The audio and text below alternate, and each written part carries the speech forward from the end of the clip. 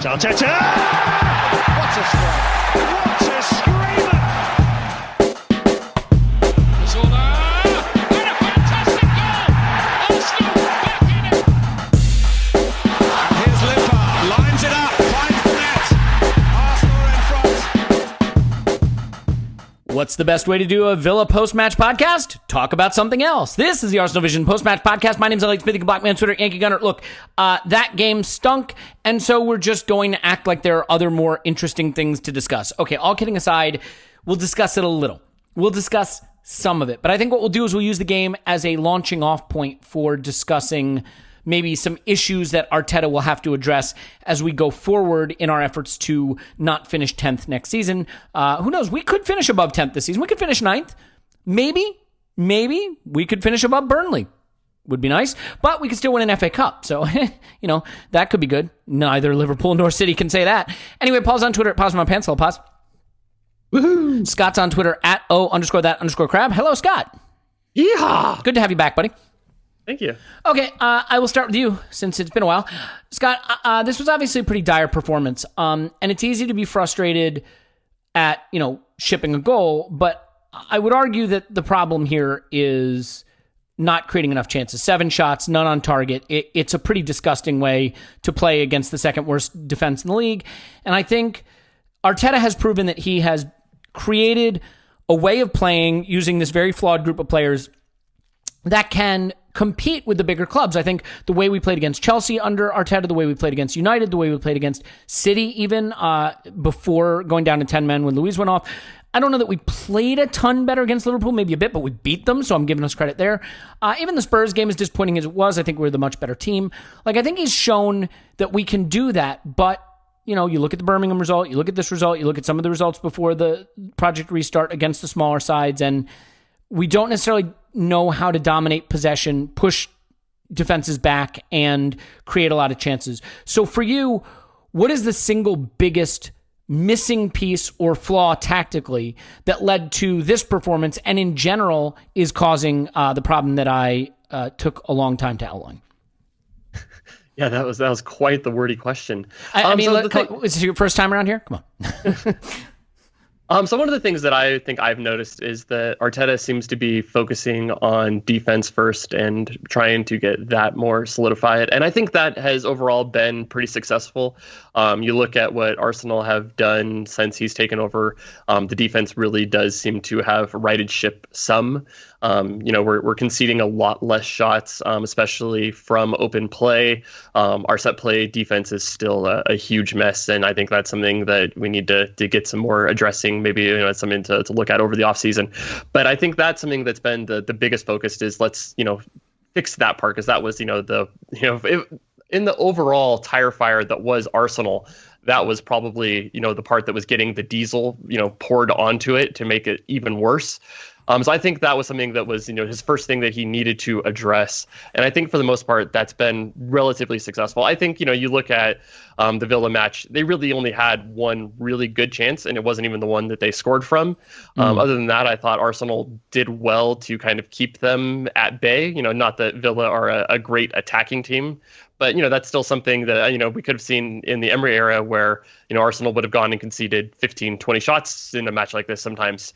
So at least that was better. So I think that I'm able to give him a little bit of a pass as he's working things, from back to front. I think the biggest problem is that there's just not a creative player. So we have our midfield it's okay, but there really isn't anything to connect that midfield to final third. Especially when we dominate possession. I think that's something that's been missing for the last couple of years. Granit Xhaka has been trying to be given that role, but that's not really his, kind of his strength. I think his is more of a, the deeper player. And one of the things that I've really kind of harped on is that I think that he kind of sets the ceiling for the midfield if he's going to be our best player. I saw a lot of people on Twitter really calling for him to come in at halftime and, that would be the thing that will change the game.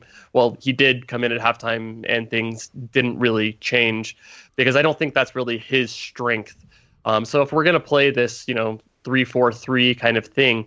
I think you need another, kind of 8 who can be more of that 8.5, who can push forward, who can be a creative hub for the team. Because it seemed like there really wasn't a plan B besides let's get the ball out wide and try crosses. And with the way that Arsenal are set up, we don't have, that focal target man who will be able to deal with that. That's not Lacazette. He's a guy that I think he's done better, but he's been more of a let's drop deep and facilitate, not a guy that, Giroud, where you can, feed crosses into him and hopefully something good will happen. So I think that was probably the biggest tactical thing, is that our plan A was let's get the ball out wide and try cross. And that really didn't seem to work. Yeah, and I mean, in most of these games, we've had Aubameyang on the left, and we don't really think of Aubameyang as a provider, as a creator. I mean, he can do it a little, but it's not his strong suit. We don't think of him as much of a dribbler. He becomes almost a second striker. You're looking to run him in behind on the weak side often, and arrive in the box behind defenders to score, fine. But then on the other side, we had Nketiah, who's also not that. I mean, Nketiah, I think, is even more of a poacher than Aubameyang at some level, because I don't know that he's technically as skillful. So the front three just had no real chance creation. I mean, maybe Lacazette was supposed to drop in, play false nine, and set those guys in behind. It never really materialized. I think some of that is down to the performances we had on the outside. I mean, I don't think Cedric looked particularly great, and that is a transfer that I still think will be Yeah, go ahead. Mm-hmm. And I was gonna say, if we're gonna kind of second guess Arteta here, it was the Eddie pick, because it's like this one really seemed Nelson like it would was be injured, right? Yeah, and maybe he wanted to get some rest for Pepe, and I mean, you kind of get to the point with this team squad with this squad, Scott, where you say who would he have picked? Who should he have picked there? Yeah, I don't know. That's the hard part, but it's because we don't really have a guy outside of, I guess we wanted to rotate. We've played a bunch of matches. This one really isn't that important in the grand scheme of things. So, but yeah, I mean, if you're going to look at that was probably the pick that's like, I don't really understand that one. But again, you look at the squad and there's not really another option. Yeah, and look, I mean, he probably expected to get more from Saka, but he's still 18. He's not going to be consistent. I felt they keyed on him, which is easier to do because Kolasinac is a 0, and then Cedric, I think, was a real letdown. He had more opportunities. He just seemed to want to hammer it right into the first man every time he got it down the wing. I think that is a transfer we will be discussing again down the road. But Paul, I mean, as we'll sort of transition away from the game and into the larger issues, but I think one of the players in this game too who just never really got a grip on the game was Torreira. He winds up only playing a half because I think he was a risk to get sent off, actually. I think his Arsenal career has seen him moved around the pitch under multiple coaches and used sometimes sparingly, sometimes injured, sometimes as a 10, sometimes shielding the back 4 or back 3. It's been a tough transition to life in England and football in England for Torreira. And to me, this performance was kind of the nadir for him in some ways. He looked really out of sorts. And I'm curious if you saw it the same way, and if you wonder if maybe he's just going to wind up being a player who never really fit for us. So I don't know about nadir in terms of his actual level at the moment, but it did show up why he's kind of a challenge for us in that he, apart from what he's good at, his ability to kind of cover his area, make it secure. He's good at winning back the ball and distributing, but that's his thing. Get the ball back, lay it off to the guy beside him. And so if the guy beside him is whoever, Granit Xhaka, then you're going to be sitting pretty deep all game. And what surprised me about Torreira is I thought he had a better pass in him just from the background, just from the fact that he has good skills and he gets his head up and he's very aware. But I kind of feel like he needs to kick up the arse and some good coaching I mean, he is a clean passer. He's a quick passer, gets the ball off quickly. I don't know why he isn't more aggressive in his passing. We've seen him in his career with Arsenal on a few occasions picking out a really good ball.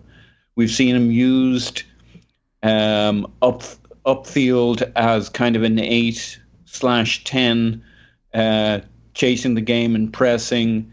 And he's good in tight spaces. He seems to have enough of the bits that you'd think he'd be a better player for us as a just straight out CM. But if the other player sits deep, as Ceballos tends to want to do, or if Ceballos isn't trying to pull the strings from deeper, then he's going to want to wander over to the left side of the box and kind of create triangles. So you can be left in a situation where you got Torreira sitting deep and Ceballos sitting deep trying to string passes, and it's not giving you enough. It'd be beautiful to have a Vieira next to him where he can play passes. Well, yeah. He can drive forward. Or a Vieira type. Does that even make any sense? Well, it's funny. We're doing a podcast about Vieira later today, so there you go. Yeah. Whatever a Vieira type is, but basically somebody every bit as good as Vieira who can try. We needed that 8 in this team. We don't have any 8s in our team. I think Danny Ceballos should be that, but I think that he's really been, you see him over the last couple of matches, he's really just ran his legs off, and I think he's quite exhausted, so I don't know if you necessarily had that in this match. I more see him as, and maybe this gets into terminology, as a third central midfielder. And in a two-man midfield, Ceballos, unless the other guy is Superman, I don't really see him as an up and downs. He doesn't run into the box. He never, he had one dribble in this game. That's not his game. His game is triangles outside around the edge of the box. And so I don't really see him as an 8. He tends to like a little space. He's an accelerated play, and he uses the ball by passing. He doesn't run. Probably the closest thing we would have to an 8 is Willock, and that's he lacks some of the ball control and the passing to go with it. But that's the kind of athleticism, the ability to drive through a midfield. That kind of, Ramsey is a beautiful archetype for what peak Ramsey would be perfect here, maybe alongside a Torreira. But Torreira just doesn't add anything when the other guys, Ceballos and to maybe a similar extent, Xhaka. And I don't know why, because I think he has the skills. He as a kid, he was a striker. So, okay, he's not a striker today.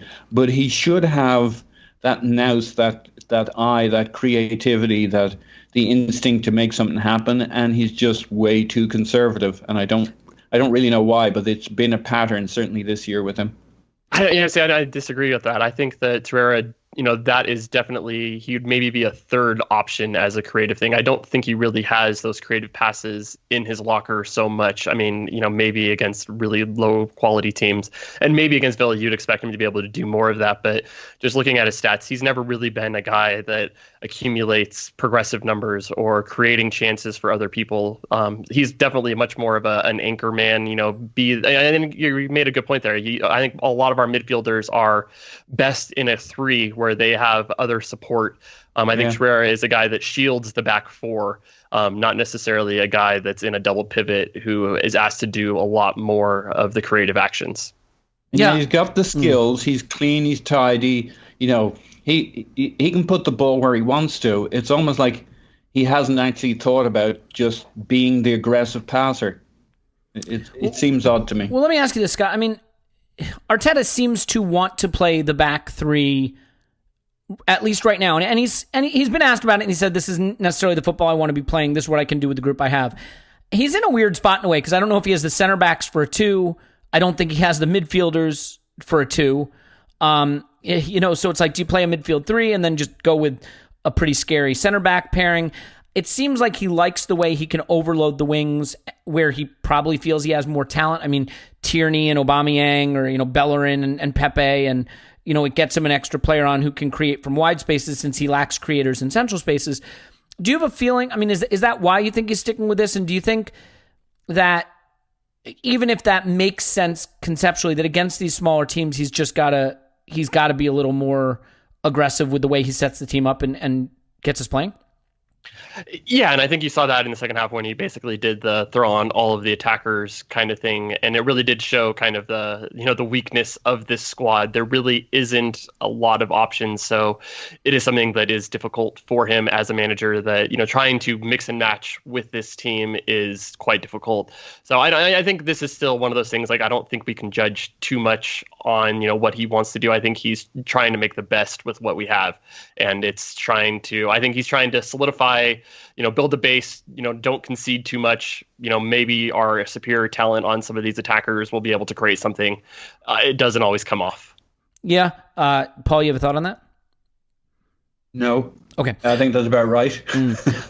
So then, in your mind, Paul, what's the single biggest thing that has to change next season to make games like this easier for us to dominate? Is it a system change, or is only a change in personnel going to help?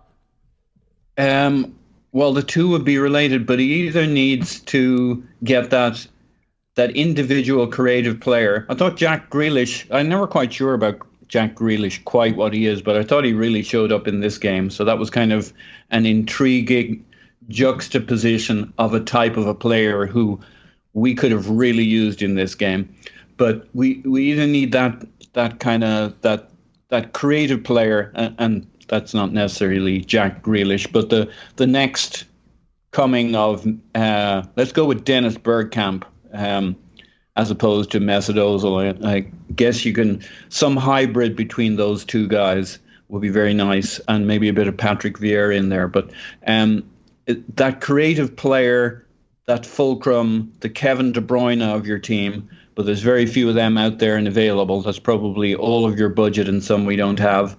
Or something that's more reliant on the 2/8. Again, they need talent and creativity, but maybe not top shelf Silva and De Bruyne, but players from midfield who are making things happen. If it's not one player, it's from a combination of players in midfield, a more progressive V-shaped three. So I think the two things are related, but we don't have any of those players really. If you built a midfield three with our guys at the moment to form a V, Ceballos would be one of them for me, but I don't know who the other is, and even he's kind of a quirky version of that, and he doesn't like to get in the box. So. And we're a long way off having the second coming of Bergkamp, Mesut Ozil. So, is the player out there? Would they want to come to Arsenal? I suspect we're not going to get the second coming. So it's going to have to be a little bit more getting very good players playing in a good system. So a couple of eights or a really good Aaron Ramsey type who can... be a generalist in our midfield and play with a variety of formations. It's always the area I come back to when we worry about attack, defense, and midfield. It still continues to be about midfield for me. And we have, I think all our, I like Torreira as a player. I think he's a very good player. I think Xhaka is a very good player. I really like Ceballos. We have some decent midfielders, but we have a terrible midfield. I don't think we have midfielders. Ceballos would be that magic piece that connects to everybody, and I guess we tried it on Torreira two nights ago, and it didn't work. I think we have a midfield that is filled with decent players. And I just don't, I think the problem also is their liabilities, right? Like, you can very clearly see what Xhaka's liabilities are, very clearly see what Torreira's liabilities are. And you say, like, all right, like Torreira, he's not a great progressive passer. And so then you ask, can he cover enough ground? Is he defensively dominant enough to make up for his sort of lack of ball progression? And, I think you even look at a Conte at Chelsea, and Chelsea have kind of moved away from how they used to use Conte. They have Jorginho at the base. They have more ball progression. They have players that can get it up the pitch. I don't know that Torreira is dominant enough defensively to overcome what I'd say his shortcomings are. And as you know, I feel the same way about Granit Xhaka in terms of his small space play and his elusiveness and mobility. But I still think we do need to be playing a midfield three. I mean, Paul, in this game, we registered 7 shots, none on target. Some of that I think is down to a very weird front three, and hit the bloody post. How does that not? I'm not questioning your stats. Okay, but I'm questioning stats. Can I stop you? Because that feels unnecessarily pedantic. Like, do you feel we created enough chances in this game against the second worst defense in the league? No, we did. We weren't dynamic in this. I mean, and this wasn't one of those games, Paul, where you can even say like, oh, we had a lot of dangerous moves that didn't lead to shots. This was this was anemic. I mean, so to get into the top 4, you really have to batter the bottom 15, right? I mean, so I mean, is there? I feel that like replacing Mesut Ozil with someone who gets between the lines more and creates final third chances is a thing we should be looking at. I mean, Grealish was doing some of that, to be fair, against us. You know, when you look at someone like Grealish, can you see that being this? I mean, we're not going to get Grealish, but like, what kind of profile of player would you have on the top of your wish list to make games like this easier for us? So, I mean, we got Pepe, and he could have done a lot in this game, and you're always banging on about him, the parallels with what Ozil can deliver from his area of the pitch, and I think that's right. And we didn't have him on the pitch, and we did have Saka here, and we could have got a bit more from him in this game. And I'm not blaming the kid. I'm blaming how we used him and the players around him. I think really midfield was kind of toothless in this whole game. He was on kind of Torreira's side for a lot of it in terms of the touch map. And what kind of player? It doesn't even feel like one player was going to do it, because who would you match him with? Ceballos is the deeper player, and that's why I come back to a 3-man midfield. You got so far to go to fix that midfield by plopping one player in there. I mean, can I throw a suggestion at you and just see what you think? Yeah. Since we're getting there, it seems like anyway. What about a midfield? I mean, if all you could do is use the parts we have, I mean, what if you stick Torreira or Xhaka, I guess, at the base and let Ceballos and Saka work as sort of like 8s, where Ceballos can shuttle a little bit, between a deeper and more advanced position, and Saka can float around more of a free role in behind the front three, and I mean, I realize you're asking Saka to do some stuff he hasn't proven he could do yet, but do you like the profile of that midfield? I do. I think it doesn't have a lot of size, and it has some mobility, but it doesn't have the size and mobility you might be looking for. And I think if you're adding one more player, if you added, I'm not drawn to Thomas Partey because I think it's the wrong age profile to be shopping in. But a 23, 24-year-old Thomas Partey added to the mix starts giving you interesting options. I do like Saka, the idea of Saka in midfield, but I suspect we're always going to find he's always going to look better from that kind of left-sided drifting into midfield as maybe the fourth midfielder to create options. So I kind of think we're going to need that third midfielder. But yeah, 2 up and down 8s with Ceballos being one of them, but you're going to need somebody. The other one's got to have to be comfortable getting to the box, which is why I kind of like your Saka pick, because you can see the difference between the two guys when they get near the penalty box. Saka wants to drift in there and cause all sorts of problems, and Ceballos wants to speed up the play and lay it off to somebody in a better position. We need somebody who'll do an Aaron Ramsey and get into the bloody box and 1-2s and triangles and shake things up, get us into zone 14. And it's not Ceballos' area, that zone 14. He wants to be to the right or to the left of it, creating angles and triangles or pulling strings from deeper. He's not truly a string puller. He's more the guy who'll take the ball and accelerate the play by feeding it to somebody further up the midfield. So don't think we had. If Saka panned out, yes, but I suspect he's not. We're going to find out he's not truly the midfielder we're projecting onto him. I think he's a wide player, kind of like the Samir Nasri or Cazorla over that side, making stuff happening, getting into the box, creating, assisting, scoring a few goals, causing havoc, being creative, the joker in the deck. Scott, thoughts? I didn't hear the question, so I stepped great. away. You didn't do the homework? If you are Arteta and you have to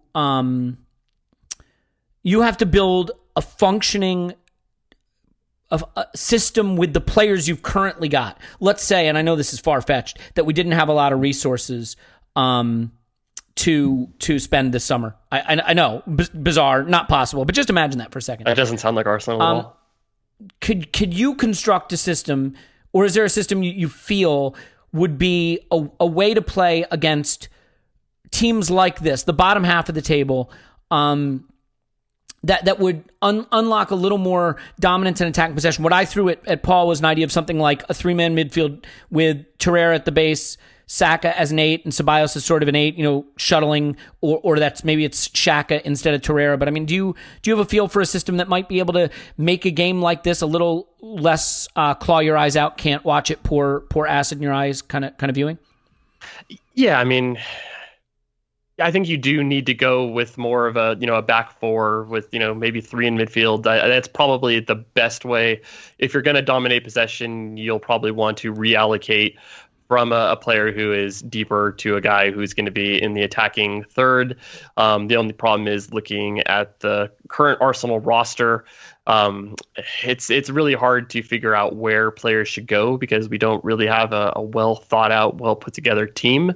We have Aubameyang, we have Lacazette, and we really only have one striker position. I think Aubameyang's actually been pretty good over there on the left, but then that takes away Saka's good position where he's been best on the left. You have Martinelli, who is injured right now, and he's another guy that would be good on the left. So I guess do you think Saka could be that midfielder on the left? I guess that was one of. I mean, it's if you play more kind of like a 4-4-2, I think he could be that kind of thing. I don't think he's a traditional 8 kind of a player. I think he's a player that is a little bit wider out. I think he's been okay when he's been asked to play in the position, but I don't think it necessarily gives him the best of what he's going to do. I think you want to be able to free him to play more aggressive. And if you ask him to play, you don't necessarily want that aggressive, high-risk play from your midfielders. You don't want him to see him, taking on players, especially with our back line where, a turnover can turn into a counterattack quickly. So I think I like him, a little bit wider out where, those kinds of, those things don't come off, they're not quite as bad for you to be able to be counterattacked to death. Maybe, Ainsley Maitland-Niles is one of those issues. I think he's actually been pretty good since he's come back into the team. Never really quite understood why he was out of the team. Maybe there was other things that weren't really necessarily not football related to go with it. So I think he might be a guy that could work well there. I think he's probably to me, he's a better option than Joe Willock. I think he's a better passer. I think his athleticism is as good, if not better, than Joe Willock. I think he just adds a little bit more to that. So I wouldn't mind seeing him get a few more minutes if we're going to look for a third midfielder kind of an option. That's kind of my thoughts right now. Basically, Arsenal don't have a well put together team, so it's hard to do it. But you got to try to reallocate resources more forward if we want to be able to be a sustained possession team that can create chances outside of a moment of magic from one of our really good players. Yeah, I mean, if you think about it, we played great against Leicester, at least for a while. Then we got sent down to 10 men and the game changed. But we played great. I thought we were the better team against Spurs. I thought we got a creditable result against Liverpool. Not much else and I to think say you could say the same thing against Wolves, too. I think we were the better team. Yeah, but I think both of those things, really, same with Leicester, those go into we weren't asked to dominate the ball. This is where I was going. You're stealing my thunder here. I thought we were good against City. We were value for the win. Those games, though, unfortunately, I mean, look, the truth is the Premier League is changing, and there's more games now like that, so maybe that does have value, but the easiest path is kill Brighton, Norwich, Villa, Watford, beat up Newcastle. Well, Newcastle, we'll see what happens with them. But so I think, Paul, the issue becomes I understand why Arteta has gotten us playing the way he's gotten us playing. And, I'm certainly not drawing any conclusions yet, but I think the mission next season is going to be quite different. And I'll be curious to see if he takes a different approach in trying to get there. I don't think Arsenal fans are going to have a lot of patience for a project that sees us struggle to break down, dominate, and create chances against the really, really bad teams in the league. I mean, if you had to guess what could lead to fans losing patience with Arteta, as great as the big games have been, insipid, toothless attacking performances against small sides. I mean, our Arsenal fans have kind of been spoiled. And granted, this is a cliche now because it's been a while, but there is a sort of expectation of some pretty attacking football, right? And so I think he's hamstrung with some of the talent. Again, I get that, but that's the mission for next season, right, Paul? He's shown some tactical news. He's made us a little more solid. He's shown that he can set us up against big teams to not just hold them at bay, but play equal to them or better than them. The next step is building an attack, and we'll have to see if he can do that. Yeah, it'll be disappointing, incredibly frustrating, and demoralizing for the fans if this is effectively like the third season. We start off with some level of excitement and hope, whatever happens during this window here. But we'll start off trying to play progressive football. And if within 10 games we've fallen back to some version of three at the back just to maintain control, that's going to be one tough season for Arteta next year, because he'll just be tarnished with the couldn't move the needle label at that point. So he's really got to make sure he has the options. I mean, he did show some teeth with the hinting around the fact that we needed to go reasonably big in the market to change things. And then, of course, he had to. He threw that grenade and then said, no, we're all on the same page, as you would expect him to do. But it was obviously a message to the fans and to the board that we need to stir the pot here and make some changes. So I strongly suspect he knows he needs some new options to start to play the football he's hinted he wants to talk about. He's basically said this is a band-aid. This is just to maintain control. We're at where we're at. We need to maintain some level of control in our game, or he'll lose the dressing room and we'll lose the plot. So he's playing a contained level of football, which we've seen the downside of, which is we struggle. We look toothless against weaker teams who give us the ball and say, show us what you can do, Arsenal. Turns out not very much. And on the other hand, we've the togetherness of the team, the following the plan, the assignment of roles has paid off against bigger teams or tougher teams like Wolves and Leicester. But it's like it doesn't join in the middle. It's like a barbell. We're either look useless and weak, or redoubtable, organized, and deadly on the counter, and we don't have anything in the middle. And that's almost determined. That's basically determined by who we're playing, and the style of football they play in some ways more than how good they are. So. Yeah, I think he knows. I mean, he's got to know. He's too clever. He spent too much time strategizing against all of these teams he's playing with his mind and with Pep Guardiola's mind. So he knows what the problem is. We as fans should do everything we can to give him the backing to make sure that the ownership feels the pressure to invest, but also knows that the fan base is behind Arteta, so he's the guy. They don't want to keep having cycling new managers in here who are going to need to make changes and have new budgets. This is the guy. He's the guy on the spot. We back him, we support him, we believe him, regardless, because the alternatives are much, much uglier. And the message comes through to the crankies that they need to invest and that the fans believe in Arteta to make that investment. So let's go for it. I have to say too, sometimes soft factors are overplayed. I felt that this lineup was very much a what the heck lineup, that the performance was very much a what the heck performance. Villa are fighting off relegation and seem to have potentially done it. We were fighting for seemingly nothing. I think that came across in the performance and the lineup. I think Arteta was a little guilty of being like, man, let's try this. There's no possible way, if you got Arteta drunk and asked him honestly if he thought that lineup was going to function, because it was not a functional lineup. It had no hope of being effective. And it played kind of the way you thought it would. Paul, before I let you go, because I know you have a hard stop, and Scott, we're going to just touch on the FA Cup final actually for a second. But did this annoy you? Because I struggled to care too much, honestly. I mean, I realize it cost us a chance to get into the Europa League via the league, potentially finish above Spurs, and for all of those reasons, it should have annoyed me. And yet, much like the players, I struggled to get too exercised by it.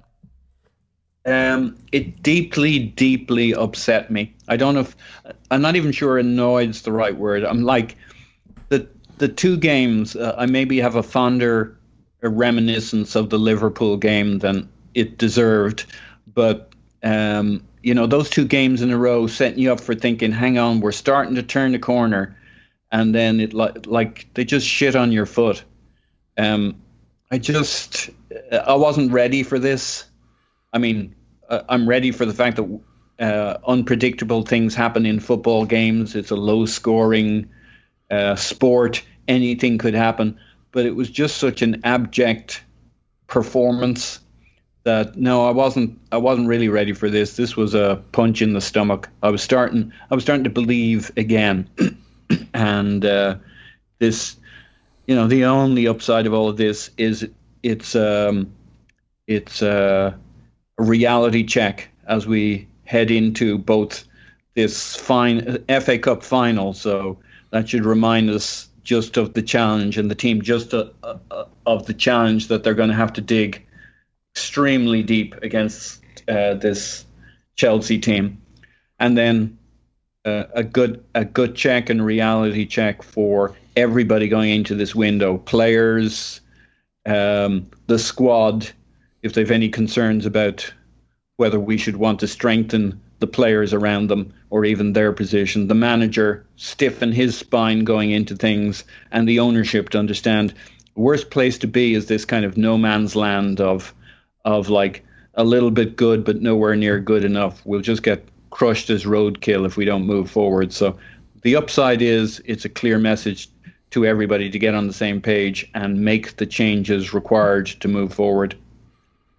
Yeah, I would say this. I think the one downside of this result, apart from like not being able to finish in the Europa League places via the league, also is you really now have to go do something good against Watford just to kind of get yourself lined up to taxi in for the cup final. You don't want to meekly lose to Villa and then lose to Watford and go into the cup final that way. Now look, momentum isn't real and it doesn't exist, but that doesn't mean you don't want to kind of tune up and see things working on the pitch going into a big game. So Paul, let you go. I know you got to run. Paul's on Twitter. Pause my pants. Thanks, man. All right. Thanks, everybody. All right, so Paul's out of here, but Scott, let's touch on the cup final for a minute, just because that's more interesting than what we're discussing. So I hate jinxing shit because I'm Jinxie McJinkerson, but like I feel that Chelsea is the better matchup for us. I'm not saying it's an easy game. I'm not saying we're guaranteed to win it. I think they're the easier matchup. Do you agree that we got handed the matchup that suits us better? Yeah, I mean, probably. I think Manchester United have been playing better as of late. So I think that, it's probably the team that I would rather face. Although there is, the bad history of, we just played them in a big cup final and got demolished. I do worry about Christian Pulisic, who is, the American savior and looked absolutely amazing yesterday against Liverpool. I worry about Olivier Giroud doing something just to spite us and, really actually just to spite you to come through and probably score like a hat trick or something stupid and, then, rip off a shirt and say, Elliot, fuck you. That's basically, those are my nightmares. Yeah. Those two things. Well, it's mine too. But yeah, I think I'd rather face Chelsea than Manchester United. I think that, kind of thinking about how Arsenal have able to beat some of these bigger teams, I think that the way that they are going to kind of be more of a drunken attacking team over a team that is more solid at the back and say break us down. I think I'd rather face Chelsea's kind of all-out attack versus Manchester United, who would have been a more solid team. And then they really only attack with 3 or 4 players, so you can't really counterattack them as easily. So yeah, I guess that's probably the easier matchup, but neither of them is easy. I think that there's a decent chance Arsenal win, but I don't think that Arsenal are the favorites. I mean, I guess the way I look at it, Scott, is that I think Chelsea probably have a better attack than Manchester United. Yeah, I agree with that. Although Manchester United's best attacking players have only really started to get back in and start clicking, right? Like Bruno Fernandes is a late addition. Pogba's back. Martial was out for a while. But what I would suggest is that the way United can attack with pace running in behind may be worse for us. And I think they are defensively much more sound. And against a team like us that struggles to break down defenses, that can be difficult. Whereas Chelsea will push way up the pitch. They'll give you room to run in behind. They like to do this weird man marking that leaves all kinds of space to run into, and Aubameyang can eat that alive. If they start Marcus Alonso, Hector Bellerin has kind of made it his personal mission to destroy that guy ever since the elbow to the head. Although I think they might start Emerson. I can't believe it's getting closer, but I still think Kepa is the worst keeper compared to De Gea, and I think he is a clear liability. I just look at Chelsea and I say, for a team like Arsenal that struggles to create chances, that needs space to run in behind, that needs to be able to do sort of rapid fire attacks, right? Play it out from the back and then long and in behind. I think Chelsea will give you that opportunity, maybe a little more than United will. I think Pulisic looks scary, although Lampard seems to like Mount better if Pulisic starts. Do you maybe bring in a Maitland-Niles to kind of do the Riyad Mahrez job on him? How do you see that playing out? Yeah, I mean, it's definitely possible. I think that I actually liked Tierney kind of at that left center back. So if we are going to do something, if we're going to stay with this back three, I think I'd like Tierney as that, because then, if as things, kind of play out, you can always have him be a little bit more aggressive and actually kind of, switch into more of, a traditional, fullback role. And I think he does that for Scotland because he's got Andrew Robertson there that is also the left back. So I think that's kind of something that he's used to doing, and I don't mind it. I think Chelsea definitely are there to, concede goals. They've given up 54 goals in the Premier League, which is pretty crazy. That's, pretty bad, so you think Arsenal are a bad defensive team. We've only given up 46. A lot of that is with Kepa, who is just absolutely, if you get the ball on target, you have a really good chance of scoring a goal. Sadly, we're not a team that shoots a lot, but But I think one of the things is Arsenal, even though we haven't been shooting a lot, we've been getting actually a pretty decent amount of shots on target. If you forget Aston Villa, which I think we all should. Mm-hmm. I think we should all just put bleach into our brain and forget that one. Done. So yeah, just forget the last 35 minutes of conversation we've had. Just forget it all. Yeah. That didn't happen. I have to be honest. I wasn't paying attention to much of it, so that works for me. Yeah.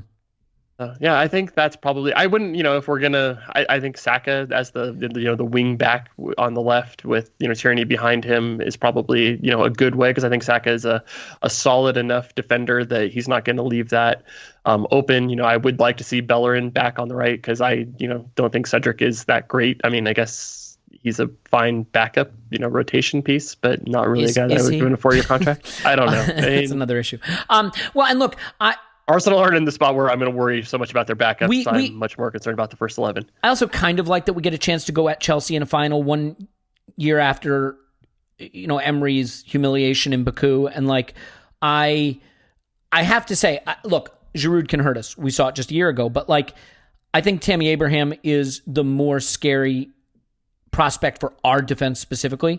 So while I'm not saying Giroud can't hurt us, I think Lampard is maybe going to be prone to play into our hands with players like Mount and Giroud, and I could live to regret that. But I'd much rather face them than Pulisic and Tammy Abraham. Exactly. Because that's really kind of going to do it. You think about our center backs. We have Luis Mustafi. Both of those guys against people that can run and dribble, those seem like penalties waiting to happen or red cards waiting to happen. Against a static target man, I think both of those guys do a lot better, because you're not forcing them to go to ground or make decisions that are really quite stupid, which is, kind of their default mode. So yes, I definitely agree that I would rather face a static target man.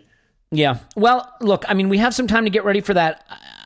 For the Watford game, I mean, there's a week between them, so rest isn't really an issue. Would you want to see Arteta take Watford seriously enough to just kind of end on a high, or would you be fine with him completely flushing it and some of these players not having played until, since from City until Chelsea? What do you think the right way for him to kind of combine the interests of having them be fresh for the final and, maybe being sharp for the final? How do you balance that?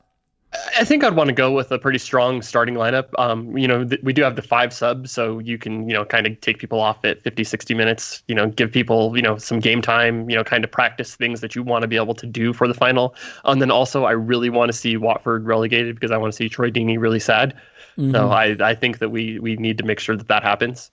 Yeah. Well, I mean, I think if they beat us, they can stay up. Is that right? I think so. Yeah, let me pull it up here. Yeah, so they are in 18th place. They are tied on points with Aston Villa. They are 1 goal down in the goal differential. So yeah, if they need to win. I mean, if it depends on what Villa does. So I mean, if Villa wins, they have to win by a larger margin than what Villa does. So yeah. Well, they do control their fate. I think that I'd want some players to have just some run out in this game to stay sharp. I wouldn't want them going all the way from the cup semifinal to the cup final without playing. So hopefully, you get some playing time for Pepe and you get some playing time for Ceballos and, I'm trying to Bellerin get out there because I assume he'll start the cup final. Tierney. Is Mustafi, have you seen an injury update on him? Is he? I probably wouldn't risk him if we want to try to get him to be able to play the cup final. I can't believe we're at a point where we're talking about not risking Mustafi so we have him for a cup final. It's unbelievable what's happened this season. Look, let's leave it there. We eked 45 minutes out of what was a dreadful game. We hardly talked about it. That's the best we can offer. We gave you a little cup semifinal preview, and if I'm being honest, in case it wasn't clear, my heart really wasn't in this one because the football's limping to a conclusion from a league standpoint, but we have a cup final, and I'm going to put all of my heart, soul, and energy into hashtag content around that because that's going to be fun. So nothing bad could ever come with putting all of your hope on a cup final against Chelsea. No, especially against Chelsea. I mean, the funny thing is, City in the semi, Chelsea in the final. I mean, we've got some previous with that, so hopefully it goes more that way than Chelsea in the final last season. Scott's on Twitter. It is the Arsene Wenger Invitational Cup, so it's practically ours already. Name's on the cup when the season starts. Scott's on Twitter. _that_crap. Thanks, Scott. Thank you. My name's Elliot Smith. You can block me on Twitter, Yankee Gunner. We have a pod coming out later today about Patrick Vieira. It'll be living on Patreon, but it'll be free for everyone to listen to. So certainly something you can grab hold of and enjoy if you want to cast your eye back to better times in the midfield. And then after that, we will obviously have a preview pod tomorrow for Watford, somehow, an instant reaction pod after Watford for some reason, and then a week of content devoted to transfers and cup finals, the way it should be. So we love you, and we'll talk to you after Arsenal 10, Watford 0.